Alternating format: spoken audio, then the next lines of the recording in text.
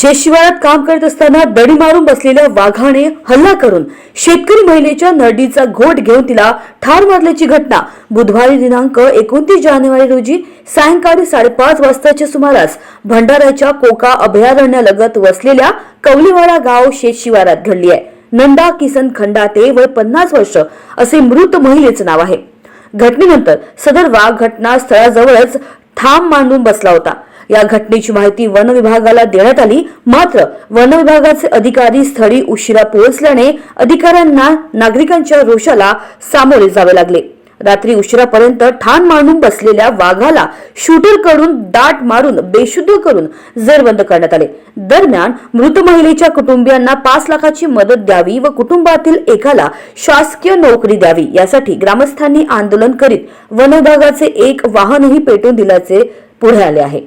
India news TV 24 करिता राजू आगलावे, भंडारा.